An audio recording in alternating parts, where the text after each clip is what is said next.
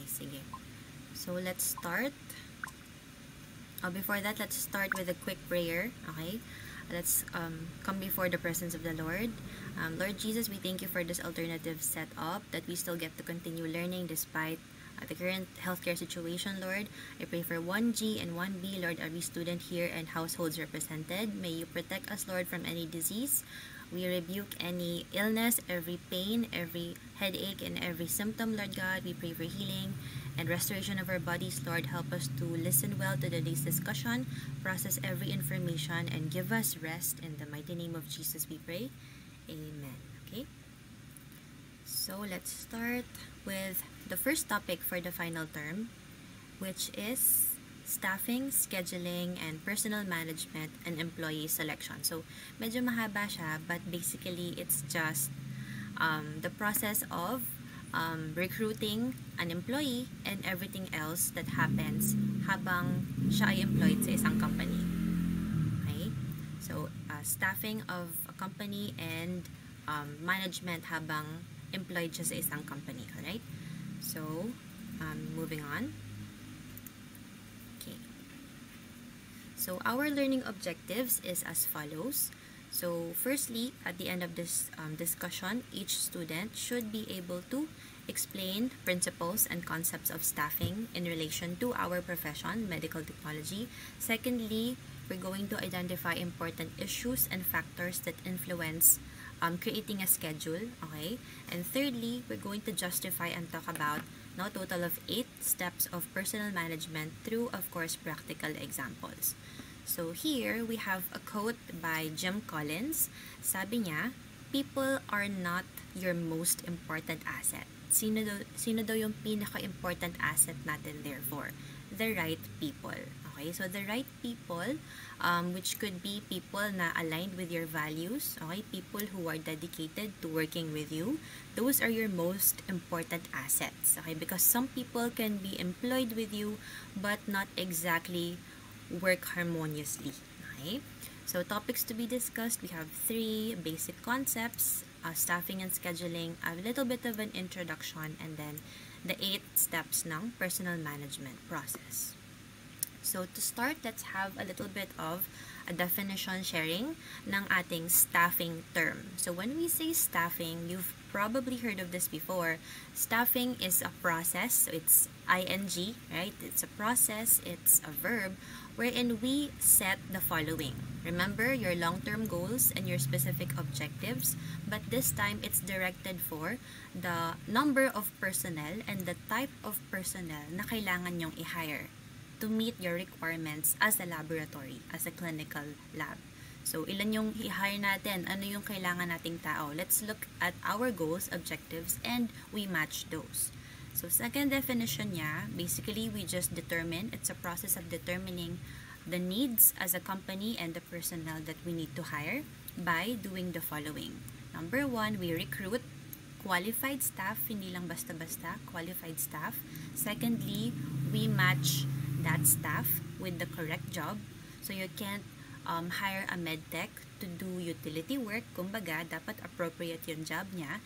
And then, of course, the right training. You train them for the work na i-assign mo sa kanila. So, another simple definition, you just identify the type of personnel that you need for a certain work or a certain job. That is staffing. Okay? Yun yung definition natin of staffing. Okay? Next, so there are certain things that we need to consider when we perform staffing. The first is the type of personnel na kakailanganin natin. And this type of personnel is dependent on the following. Ano ba yung volume of workload that you have? Do you offer array of services na mga 20 plus ba yung kailangan na tests that you offer? Therefore, mas madaming workload yon as opposed to just 10 tests or 5 tests in a laboratory. Are you a primary lab, for example, or a tertiary lab? Secondly, ano yung turnaround time that you expect to release results? Do you release results within 1 hour? Or umaabot ka na 3 hours before releasing your patient results? So that's your analytical throughput. And lastly, what is the amount of supervision or support available? If you are the laboratory manager, will you be able to monitor your employees 7 days a week? Or do you just attend to them twice a month and the rest admin work ka na? Okay? So you look at these three things when you consider the type of personnel that you need for the job. And next one, things to consider as well is yung staffing levels. So again, ito more on determined siya by the level of service that we have as a company. Kung primary lab ka, that's the level of service you offer from your unit, and that would determine gaano kadami yung test na gagawin mo, gaano ka busy yung lab mo, and that would somehow impact your staffing level. How many staff will you recruit? Thirdly, we have performance training. So dito, it's when you start to teach your newly hired people the skills that they will need, no? Feeding them with the right information, knowledge, and even character when they work with you. Kasi sometimes, even though skilled na sila sa practical setup, okay, good phlebotomist, magaling mag-analyze, no, ng mga test, pag pala may nangyaring case, nyari, may patient na nagreklamo, alam niya ba yung gagawin niya kung paano mag-handle? Sisigaw ba siya? Or kalmado ba siya? Trained ba siya sa people skill? Kumbaga, okay? And then lastly, workload projections, wherein you start to forecast or predict kung gaano ka bigat yung trabaho mo for the entire year. For example, like kami as your instructors, we have workloads, for example, 21 units yung basic unit ng isang instructor. And if kailangan ng extra tao, may extra load ka, that would mean mas mabigat yung workload mo. You would handle more subjects and more students.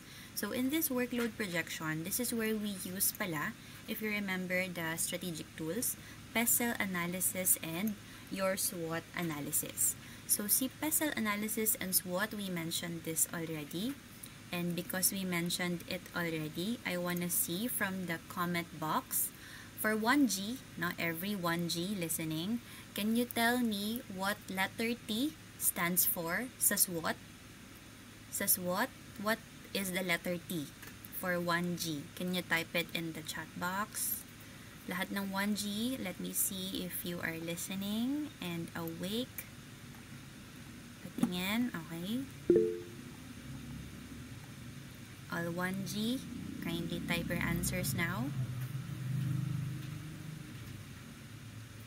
Sige, okay. So they answered threats, and that is correct. So SWOT is strength, weakness, opportunity, and threat. Very good. What about 1B? Can you tell me what letter T stands for sa PESEL? Letter T sa PESEL, 1B. What does letter T stands for? Tingin. Do you remember? So, PESEL analysis, letter T stands for, okay, correct. That's technological. Very good. So, gising sila. Okay, thank you. Alright, moving forward. Okay, next. So, that's the definition, a little bit of introduction. Now, on to, I think, 6 concepts of staffing. So, the first one here, we have job description. And you've probably heard of this. Kung mag-a-apply ka, kailangan alamin mo, number 1, ano po yung job description ng papasukan ko trabaho? What is within the responsibilities of my work? Ano yung qualifications? Saan ako banda ng trabaho? Saan ako banda ng company mag-work? And etc. So, this is the method by which you start to obtain very detailed information kung ano yung tasks and duties mo. So, plus your qualifications as well. Kailangan ba board passer ka? Or okay lang ba kahit basta graduate ng college? So, this includes the following 6 parts. The job title. Okay, what's your job title? What department ka? What's your unit or section? What's going to be your schedule?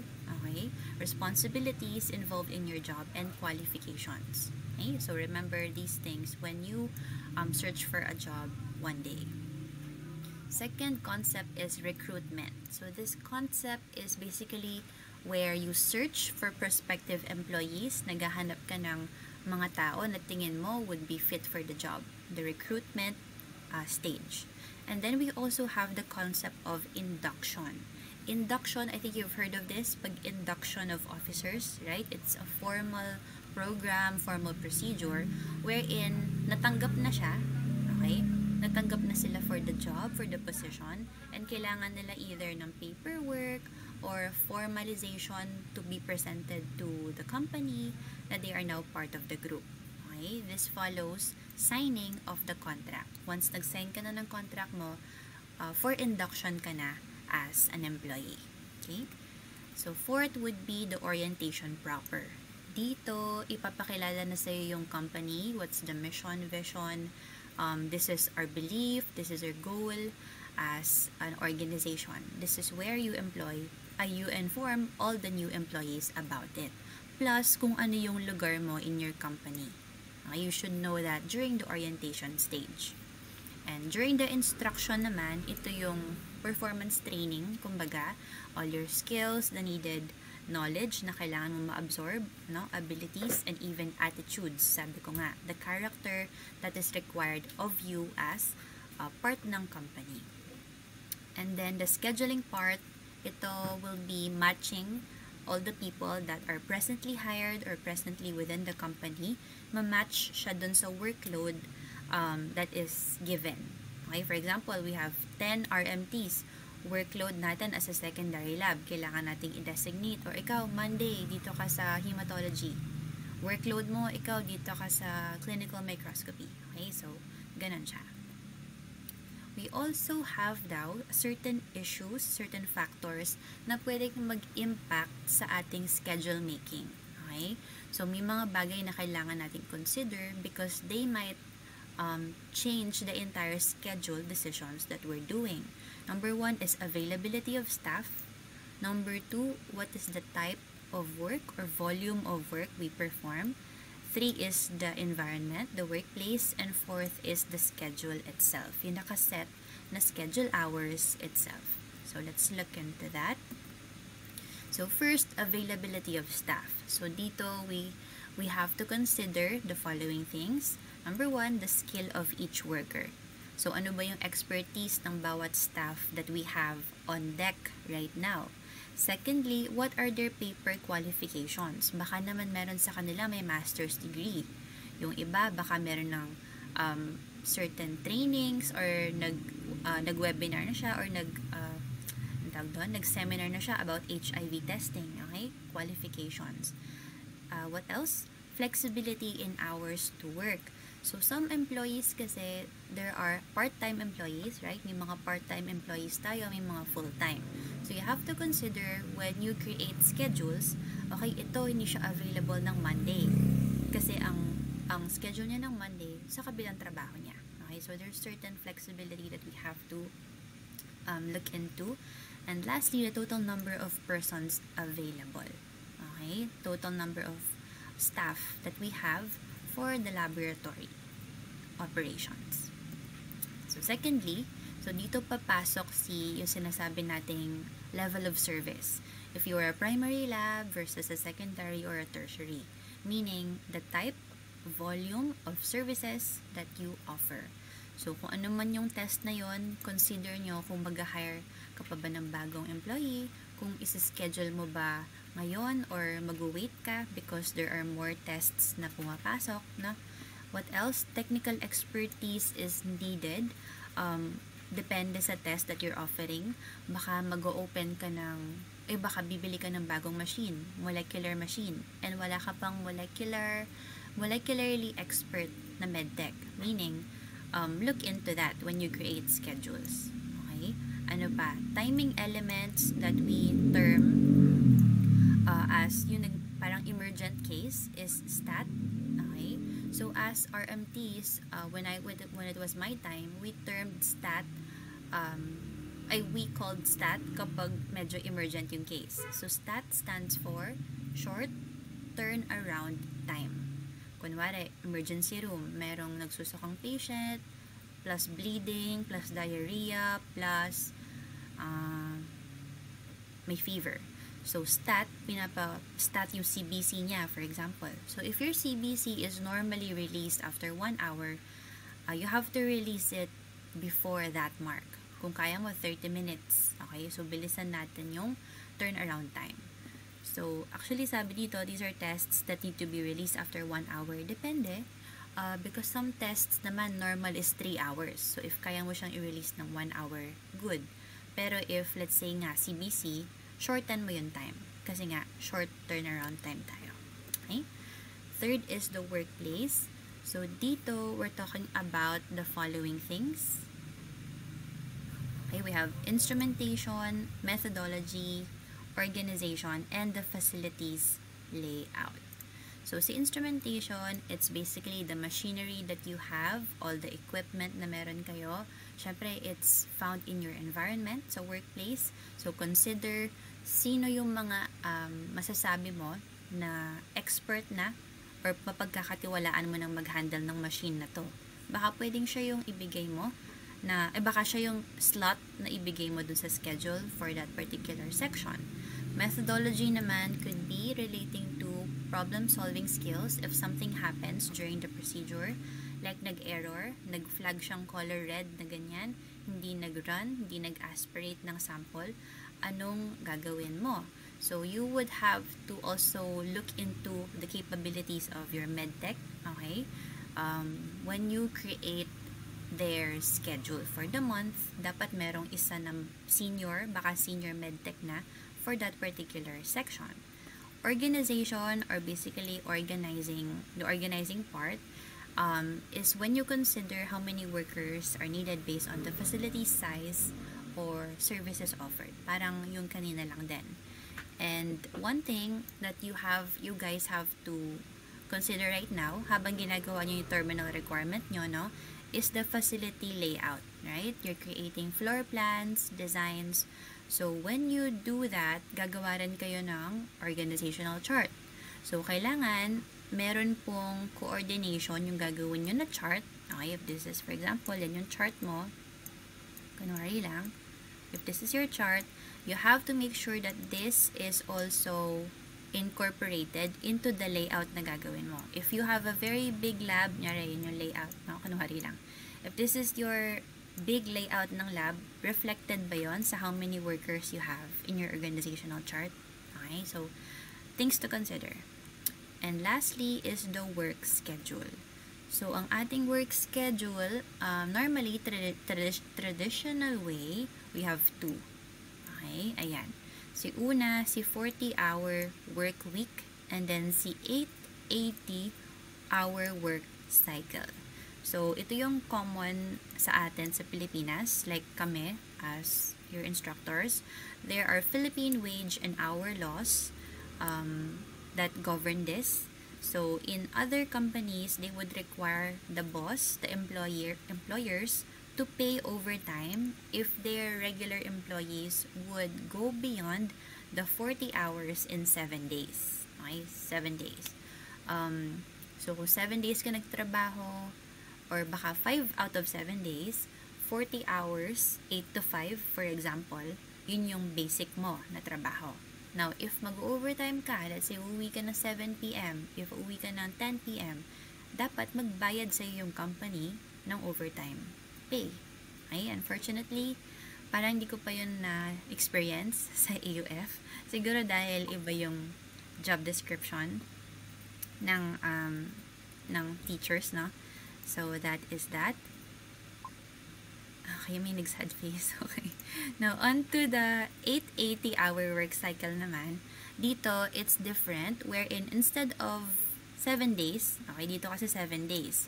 Sa 880-hour work cycle, special case siya, special provision, wherein healthcare companies usually yung yung kasama. So, hospitals, clinics, no, they are given 80 hours, okay, in a 2-week calendar. So, in 2 weeks, you would have 80 hours, okay, para lang siyang 40 times 2, right? 7 times 2, 14. 2 weeks, 80 hours. If you go beyond the 80 hours in the 2 weeks, doon ka pa lang babayaran ng overtime pay ng company. Okay, kuha ba yun? Let's give an example. Kunwari, you are working 6 days as an RMT sa lab. 6 days and then every day 7 hours. So 6 days times 7 hours, I think that's 42. So 42. Now for 2 weeks, ganito yung ginagawa mo. You will work 6 days a week, 7 hours per day. So you're working 42 times 2. Tama ba? You're working 84 hours in just 2 weeks. So, may sobra ka ng 4 hours. May utang na sa'yo na 4-hour wage yung company mo. Sa healthcare ito, usually sa mga hospital, clinics natin. Okay? Pero usually, ito po yung ginagamit sa Pilipinas. 40 hours. Okay? Alright. Now, we're moving on to the introduction to the personal management. Okay?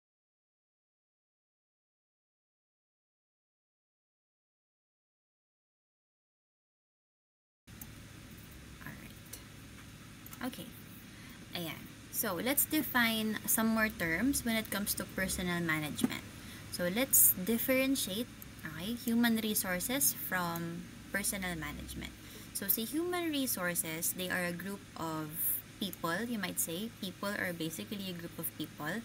And sila yung in charge sa isang organization with the recruitment stage, the hiring, the signing ng contract, ng orientation, no? Sila lahat yon sa HR department. They basically guide the institution with its relationship sa kanyang employees. If this is the employee, if you can see my screen, my camera, if this is the employee and this is the company, si HR yung nasa gitna. Okay? They bridge the two separate parts. So, sila yung recruitment, as I said, hiring, deploying, and management ng employee, particularly their records, no? Kung may mga requirement pa dyan, they would be the ones in charge of that. Now, personal management is a process, okay? Process na siya. Personal management is a process wherein you do what is required by the human resources department. This is when you manage, okay, you integrate your HR, your human resources with the specific and broad goals, baliktad, specific objectives but broad goals of your organization. Kunwari, na-hire mo na siya, nakita mo he or she is a good fit for the role. Now, kailangan i-make sure mo as part of the HR department, no, through the personal management, na aware si employee of your organization's vision, mission, values, beliefs, and all of that. So, you integrate that sa kanila. So, how do we understand it? Or how do we simply describe it as well? Meron siyang 8 steps. Okay, merong 8 steps si personal management. From beginning, okay, until the end of an employee's tenure sa isang company. So, tignan natin yung 8 steps. So, ayan, we have a certain flow chart here. So, first is yung needs assessment. Okay? Secondly, the recruitment stage. And then may selection, employment, orientation, and then HR management, retention, separation, and finally, termination stage. Okay? So, we will go through each of these for today. Okay? So, to start, ayan. So, ito, ang gumagawa nito si HR department. Okay, I just want to clarify that. Ang gumagawa po ng personal management is si HR department.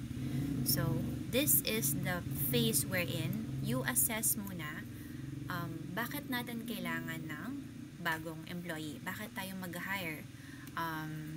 Ilan yung kailangan natin? And ano ba nangyari? Bakit tayo kukuha pa ng bagong mga tao for our company? So here, we have certain reasons why we would need to hire more workers. Number 1, may nag-resign. Okay, merong kakaalis lang or baka meron nag-retire. Okay, another employee is no longer with the company. Secondly, nag-increase tayo ng workload. Baka nag-transform kayo from a primary lab to a tertiary lab. So, ang laking jump nun. You would need more hands on deck to help you with the heavier workload.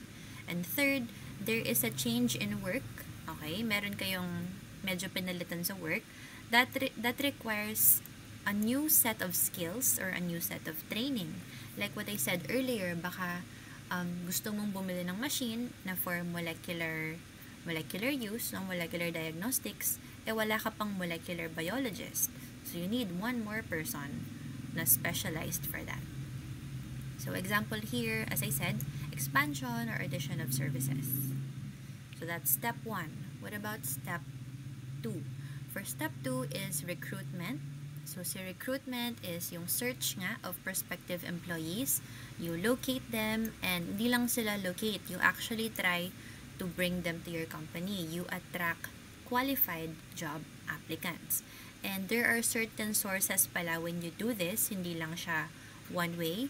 You can have an inside source, no? And later, ito, outside source. So, balikan natin. Sa inside source, it's basically within your company. So, inside nga, inside sourced. And if within the company, may dalawang ways wherein an employee can move.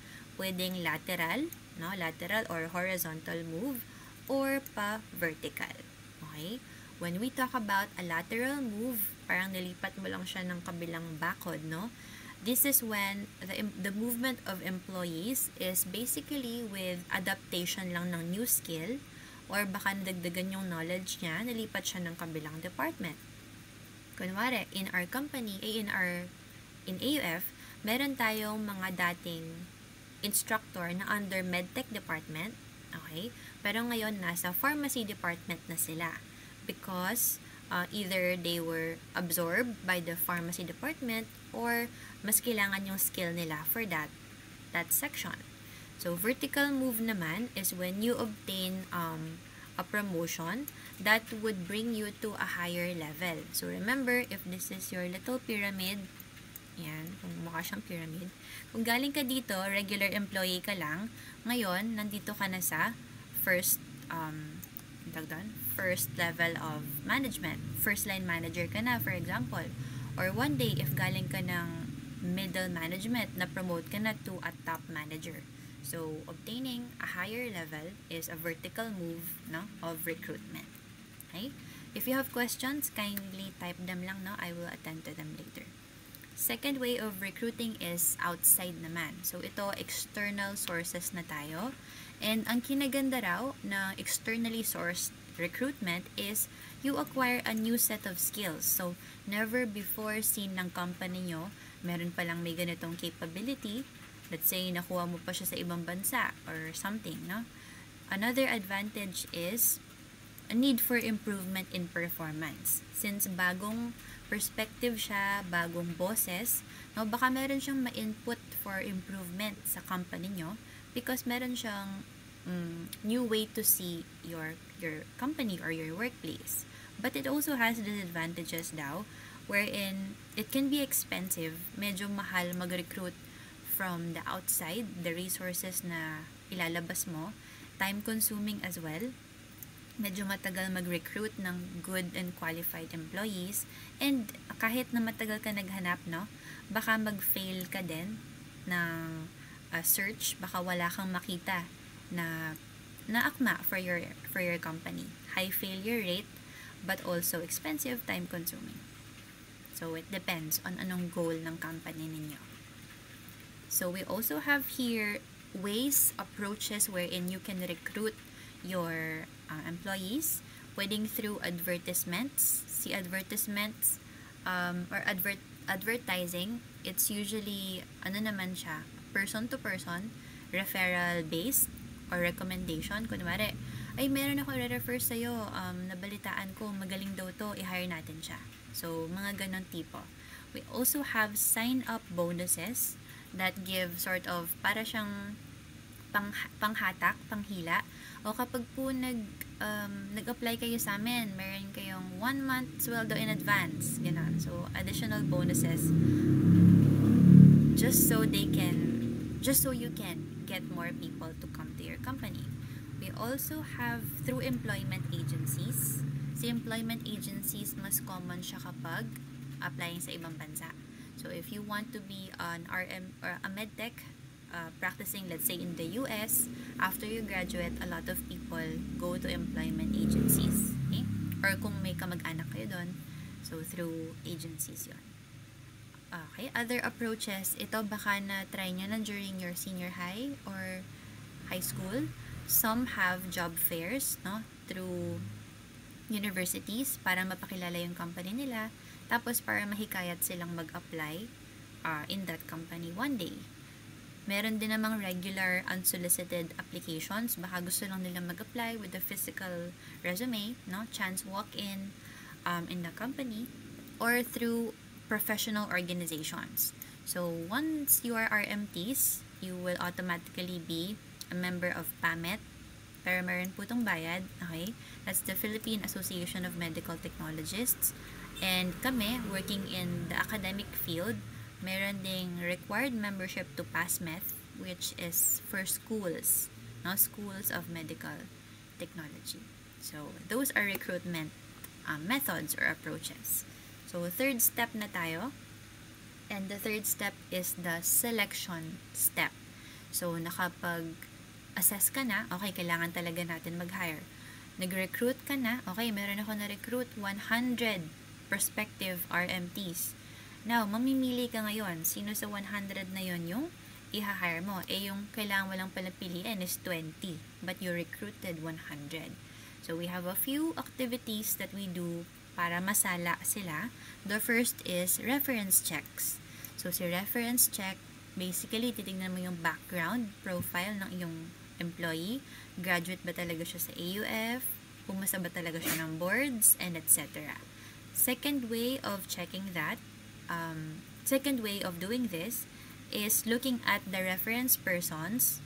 So, your atas and kuyas na RMTs na ngayon, they were my interns last year, and when they graduated, they asked me to be their reference person or reference character because kailangan yun sa job, because I would be objectively stating na, oh, yes, this person is capable, siya ay magaling, very maganda yung performance niya nung naging student ko siya, and etc. So those are needed just to confirm, no, kung totoo yung information na nilagay niya sa resume niya. Pero, meron daw risk factor because of privacy issues. There could be privacy issues. Baka naman masyado ng personal yung pag-background check mo sa employee natin. Other ways, after mo mag-reference check, pwedeng mag-undergo ng tests, no? Mga standardized test ito just to assess yung ability ng iyong employee, pwedeng attributes or sa kanyang skill. So, types of tests would be psychological exams, okay, psychological examinations, verbal and communication skills test, clerical test, no, yung mga baka mga logic, baka kailangan i-check, plus aptitude and even personality evaluation. Important din pala yung personality when we select employees. Yes, character is very important, guys. So ngayon pa lang, we hope natitrain namin kayo not just in the academic but also in your character, no? Discipline and respect, overall dedication. What else? So third activity is pre-employment. Ito medical tests na to. So you will be physically examined plus laboratory, no? Baka check your drug tests, kung pasado, blood test, x-ray, even dental. So, after nun, tapos na lahat ng preliminary tests mo, set ka na for an interview. Okay? Set ka na for an interview. And for an interview, meron tayong process, may procedure po yan. Meron kang pagdadaanan na medyo hindi naman madugo, but it depends on the company. So, starting with this, let's look into the way or strategies mag-interview ng mga HR departments.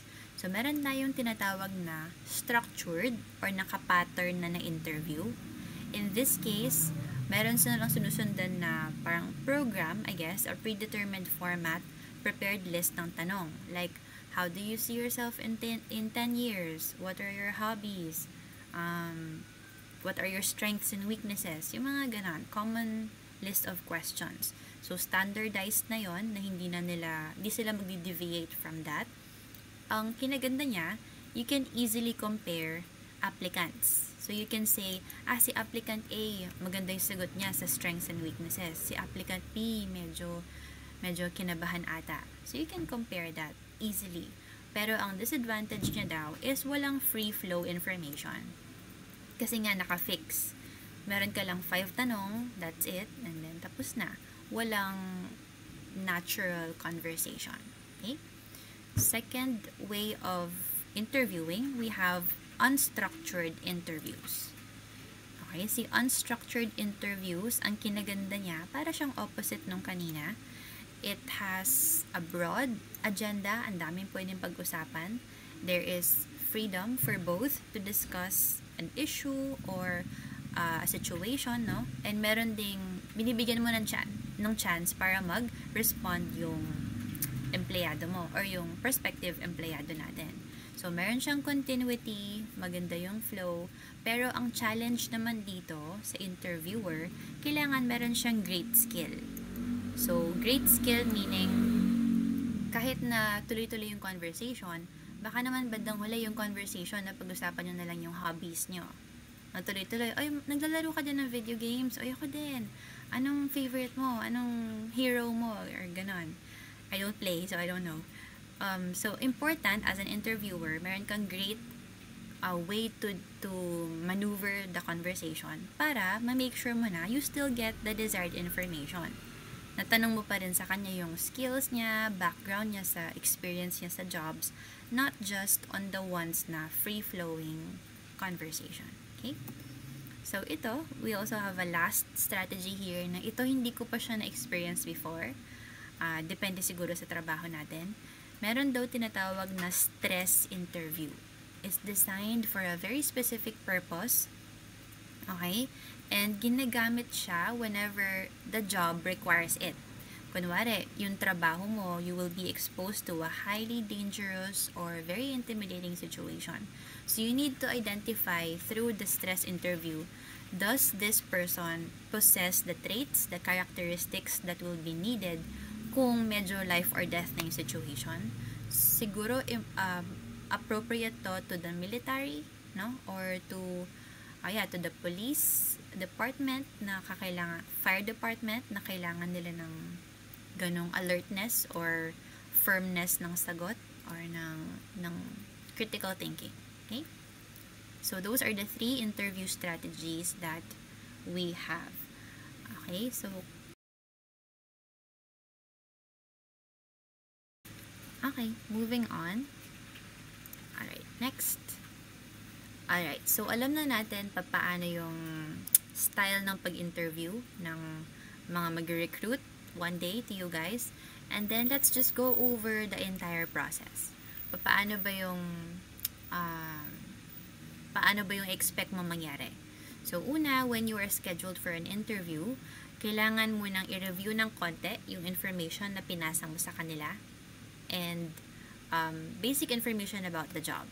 Kunwari, okay, you're applying for a position for a college instructor at AUF. Are you aware that this contract is for 1 year, ganyan. And then, just to confirm your data, did you really graduate from AUF in the year 2026, and etc. So, that's the preparation stage. And then, second part is medyo meron ng rapport. Nagkakaroon na ng build-up ng connection to make sure na comfortable naman si empleyado. Hindi naman siya masyadong nanginginig and uneasy, kumbaga, for the entire process.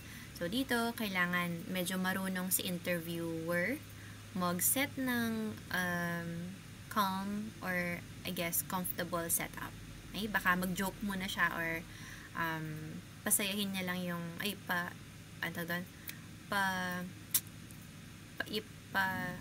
pangitiin niya lang muna si interviewee.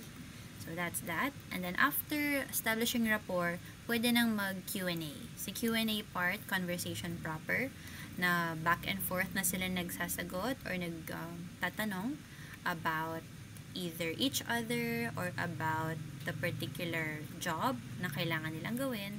Basically, si interviewer naman dito yung nagbibigay ng tanong. So like, how many kayo magkakapatid, saan ka pinanganak. Sometimes simple questions na ganon kailangan. At saka, how did you grow up? Okay, why are you applying for our job? Okay, mga ganon. After ng interview proper, meron ng closing end wherein you would be given the chance to ask the information na gusto mo pang malaman. Kunwari, hindi mo alam magkano yung sasahurin mo. And as a fresh grad ka, no, can I ask po magkano po yung salary natin? May mga bonus po ba ako? Meron po bang 13th month pay? Yung mga ganun. You can ask that during the end of the interview. Siguro don't ask it during the first part ng interview para hindi pangit yung first impression sa atin, no? And then evaluation is when ito off-screen na to, ay off-site na to, you would be dismissed. Tas okay, we will just call you later. Magi-evaluate na yung panel if pumasa ka in a way to their standard or criteria. Okay?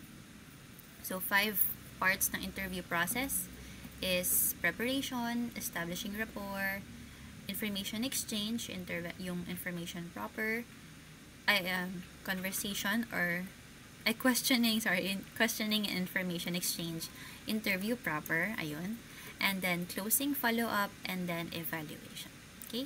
5 steps ng interview process.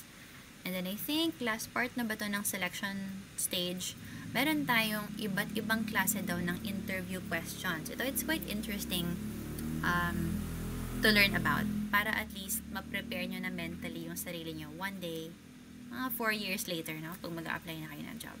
So number 1 is close-ended. Si close-ended, from the name itself, simple lang yung tanong at simple lang yung sagot. Answerable lang by yes or no. Okay, kunyari, do you plan to stay in this company for 10 years? Isip ka, yes or no? Yes, kung gusto mo. And then, sabihin mo yun. Open-ended questions would require you to explain a little bit para mas makilala nila yung attitude mo or opinion about something. Kunwari, open-ended question. What can you say about the policy ng company na 30 minutes lang yung lunch break? Kunwari. Okay, 30 minutes lang yung lunch break mo. Tapos, 1 o'clock to 1:30. Anong masasabi mo doon? So, siyempre ikaw, kaya mo bang kumain ng 30 minutes? Or, nagpapainit ka pa lang ng ulam noon or something? So, it requires you to somehow open a little bit para mas makilala ka nila, how you think, or what you believe in certain things.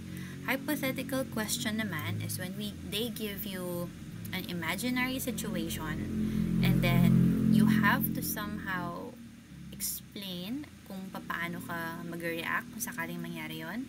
Kunyari, hypothetical situation, if end of the world na bukas, okay, anong gagawin mo? Anong una mong gagawin? If end of the world na bukas, anong una mong gagawin? So, wala siyang kinalaman sa job. It's a bit hypothetical. O, sige. O, kunyari, gusto mong sabihin, I will donate this money, ganyan, or I will see my family. Yun, they just really wanna see maybe how you would be creative kung ganun yung mangyayari. And then, of course, we have something called outside the box. So, ito, literal, wala siyang kinalaman sa'yo, hindi lang siya basta-basta hypothetical. Baka nga medyo weird or baka sometimes hindi siya common sense, si outside the box. Kunwari, I think outside the box questions could be if you were a pencil, what type of pencil would you be and why? Mga ganon. It's outside the box and you have to be, ano daw? So, kailangan mo maging, hindi lang creative, parang, okay, paano natin i-explain to or paano natin gagawing medyo may sense yung tanong nila. I think meron din ako nakitang isang outside the box question. Okay, if color blue, okay, if blue is a color, what would you associate color blue with in your life? Or anong meaning ng color blue para sa'yo? So, ang dami, parang, okay, color blue, Is it just an ocean, or is it a sad feeling, or is it something that reminds you of your ex or something? So something na ganon. A lot of interview questions in mind na pwede niyong ma-encounter one day. Okay? So much about the selection stage. So, lahat po yun, selection stage lang. But there's a lot kasi to understand and consider kasi that would decide kung i-hire mo isang tao or not. Okay? So, selection stage is very, very meticulous. Now, fourth step natin is employment. So, ito, nabigay na sa'yo lahat ng options, nabigay na sa'yo yung information, pwede ka na nilang i-hire, and somehow, you still get to decide if you will accept the offer or not. Okay? So, sabihin nila, you passed the interview, you can now start on Monday. Pero ikaw, kung nakita mo, parang after talking about the company, ayoko pala. So, you can actually say no if ayaw mo. And you can, of course, accept the offer if you're willing. Okay? So, fifth is, employed ka na, okay? Orientation na ngayon. So, approaches for the orientation stage could be through the organization or department-wise. So, organizational, para siyang very broad, general, learning about the organization's goals, vision, objective, and policy. Okay? Pero sa departmental, medyo mas detailed kung saan ka talaga magiging positioned in the company, whether department or unit, specific policies ng department nyo, and responsibilities. Okay? Organizational versus departmental. Right? So, number 5 pa rin, we have 4 methods or 4 ways in which pwede kang ma-orient. Pwedeng sabay-sabay kayo, you're gonna have a formal meeting ng lahat ng companies, ma-orient kayo lahat sabay-sabay sa rules, regulations, violations, and promotion siguro. Meron ding one-on-one na supervisor directed, just you and your boss. Sasabihin niya sa'yo, ito yung mangyayari, I will be your leader, and etc. Meron ding, bibigyan ka lang ng manual, no? Checklist approach, a list of things that you should know, you should read on your own time, para siyang self-study. And then, I think the most effective one is the 4th one, si body or sponsor system, wherein ikaw na newly hired, i-prepare ka with someone na senior and already worked with the company for like so long, na alam na niya yung mga do's and don'ts, alam na niya yung mga basikot-sikot, and they will be guiding you, not just physical tour, but they will work alongside you until nakapag-adjust ka. Diba? I think that's so much better, si body system. So, with that, tapos na yung orientation mo, andun na tayo niyan sa management of the human resource aspect. So, 4 components nito, of course, yung sahod, importante na sa sahod ka na upon employment, of course. Not upon employment, but upon employment, uma-under na yung payroll mo. So, wage and salary administration. Secondly, if you're already a staff, dapat malagay ka na sa tamang department, mabigyan ka na ng schedule, when do you work, 8 to 5 ka ba, or 9 to 6, ganun. Performance monitoring will already be done on your first day. Of course, mamonitor nila if you're coming on time, if you pass the requirements, if you submit your report, or baka maaga kang dumarating but you don't actually work, nandun ka lang. And then 4th is labor relations as well. So, dito, yung part na to, kailangan nagki-keep ng record sa HR department for every employee of your job description, of your resume, copy of advertisements that they've had for you, sample interview as well kung ginamit for you, yung mga list of formal questions, as well as responses from your references. Kailangan mag-document sila kung tinawagan nila or in-email nila yung mga reference persons na nilagay sa resume mo. Okay? And second to the last step na tayo, I believe. So, nasa retention and separation stage na po tayo. So, dito, retention is basically you staying employed in the company. And you remaining, you being an employee for so long, can be affected by 3 factors. Personal relations, baka natutuwa ka sa mga katrabaho mo, you're really close and you work harmoniously together. Secondly is work-related. Baka you love your job, gusto mo yung ginagawa mo everyday, no? You don't feel like working, para ka lang nag-enjoy, naglalaro because it's your passion.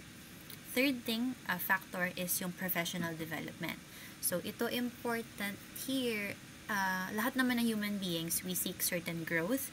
So, if medyo nakikita mo sa company mo, hindi ka na nag-develop, stationary na lang yung skill mo, yung position mo, that can affect your retention sa company. Okay? So, para daw mas madaming magstay sa isang company, meron tayong suggested options dito for certain levels of management. Now, for the top level management, kailangan nilang i-consider yung apat na to. The salary. Of course, yung pay, yung salary, yung mga sweldo. Kapag may competitive kayong company sa kabila, baka lumipat sila doon. So, para prevent mo yon, taasan mo yung sahod ng current employees mo. So, pay raise definitely helps sa retention. What else? Enhancing benefits. Yung ibang company may mga health card. Kami sa AUF, we have a health card. So, syempre, additional na yun. Okay, pag nagkasakit, meron tayong health card. Dito na lang tayo sa company na to. What else? Providing continuing education, meaning webinars, training, seminars, wherein you still grow as a professional. And lastly, promotional options. So, kapag, for example, nakita nila good yung performance mo for a few years, okay, if good yung performance mo for a few years, they can promote you to a manager or an assistant manager. Okay? So, ito naman for the different levels of management, which are your middle and low level or first level. Having good hiring practices, of course, helps in that. Yung hiring stage pa lang, alam mo na if this employee is going to be a good fit for our company, magkakasundo ba kayo? Open communication is very, very important. Whether they're just giving feedback or talagang complaint, dapat pinapakinggan sila. Okay? Kasi in a company na hindi pinapakinggan, na walang voice yung regular employees, walang gusto magtrabaho doon. Kasi wala kayong parang hindi kayo bibigyan ng chance to speak for yourself. Ano pa? Having good training, kasi ito yung lower management, so sila yung hands-on sa kanilang mga regular employees. Good training, recognizing and awards. Kung nakikita mo na everyday 6 a.m. pa lang on the dot, nasa trabaho na siya, pwede mo namang bigyan ng Employee of the Month award or something para maengganyo silang magtrabaho ng mabuti. And lastly, of course, ito very important din na I think understated or hindi masyadong binibigyan ng importance sometimes is favorable work environment. Okay? Madalas kasi anong focus natin? Syempre sahod. Basta sumasahod, basta malaki yung sahod, sige. Medyo malapit sa bahay, sige, pwede na. Pero toxic yung culture. Okay? Everywhere you go, of course, gossip, hindi mo ma-prevent, pero ikaw mismo, pwede namang hindi mo siya, you won't exercise that. So, having a toxic work environment definitely not just affects you, it affects the people around you. Like, dala mo yung toxicity, kauwi mo. Galit ka rin sa pamilya mo, no? Kasi toxic na dun eh. So, important yan. So, that's one thing na kailangan maayos. Okay? So, if that's retention, these are the things for retention, to help people stay in a company. What is separation? Separation is basically the time in which detached ka na from the company, whether baka nag-retire ka na, no? Finally, may separation pay, may mga ganun, diba? So, you will no longer be part ng company, either voluntarily, okay? Let's say, baka yung iba, either with children, baka gusto na nila mag-make time for family, or involuntary, like 60 ka na, and 60 yung cut-off nila for employees sa age. So, this time, you will remove the person from the payroll, hindi na sila sa sweldo, pero of course, we maintain the record as part ng history ng company natin. I think this is the last slide, one of the last slides. Termination is the very end of our personal management process. wherein, actually sa termination, parang pangit yung connotation niya. Kasi this is when you discharge someone from the job because of, let's say, a big violation. So, number 1, could be job incompetence. Hindi pala siya nagtatrabaho ng mabuti or hindi niya kayang gampanan yung basic tasks sa kanyang company. Insubordination. Medyo masyado siyang matapang, hindi sumusunod sa higher up. No? Mayroon siyang sariling opinion, sariling yung rules. So, insubordination yon. Excessive tardiness or absences, doesn't report to work, or if pupunta sa work, meron na siyang 2 hours late or something. Verbal abuse, okay, verbally abusing sa workmates. Physically violent, of course, we do not condone that anywhere. And lastly, falsification of records. So, ito, hindi ka naman pala board passer, pero nilagay mo, RMT ka, and then they found out, fault ng HR yon somehow, na they just found out 5 years ka na sa job. So, that's a big no-no. Okay? So, that is it for topic 5 discussion. These are our references. And lastly, we have one more quote here before we end. It's by Peter Schutz. Sabi niya, we hire character. Okay, you hire someone of good character, but you train skill. So, kung meron kang pagpipilian, dalawa, ito, experience, 10 years. RMT na siya for 10 years. Ito, fresh graduate. Si experience 10 years, medyo mayabang. Galing na akong Abu Dhabi, galing na akong US. Ito yung policy ko. Ito yung sweldo na gusto ko. Versus someone na fresh grad, willing matuto, humble. Anong pipiliin ni HR? Doon tayo sa may good character. Kasi pwede mong i-train yung skill niya. But you cannot buy character. Okay? So with that, that's the end of our discussion. Any questions